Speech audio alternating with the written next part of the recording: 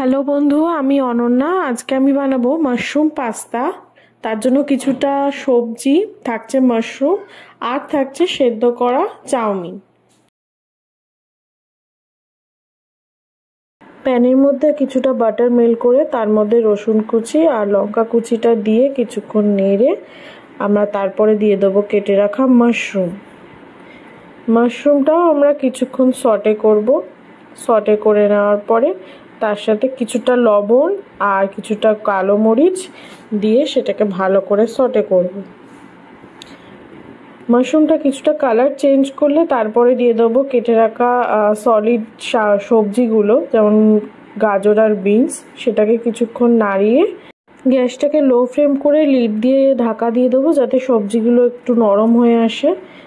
নরম হয়ে আসার পরে আমি দিয়ে দেবো এর মধ্যে ক্যাপসিকামটা আমি একটু ক্রাঞ্চি পছন্দ করি, তাই ক্যাপসিকামটা আমি শেষের দিকে দিচ্ছি।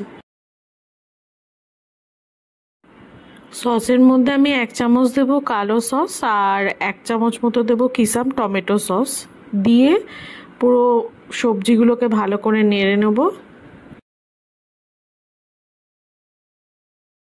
এরপরে কিছুটা আমি হার্বস নেব, মিক্সড হার্বস। আপনারা যে কোনো হার্বস দিতে পারেন, নাও দিতে পারেন, অসুবিধা নেই।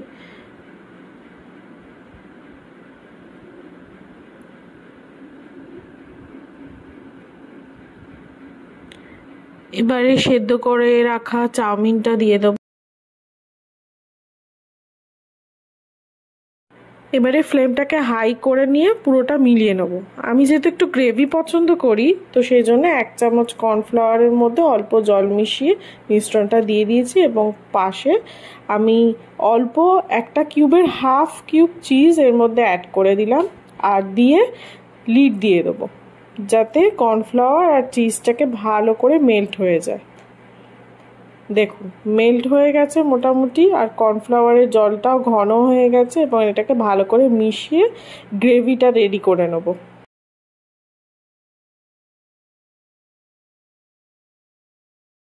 গ্রেভিটা রেডি হয়ে যাওয়ার পর কিছুটা ধনেপাতা কুচি দিয়ে নাড়িয়ে আমি রেডি করে ফেললাম আমাদের ক্লাসিক মাশরুম পাস্তা। ঘরে এইভাবেই বানাবেন এবং বানিয়ে কেমন হয়েছে আমাকে কমেন্টে অবশ্যই লিখে জানাবেন।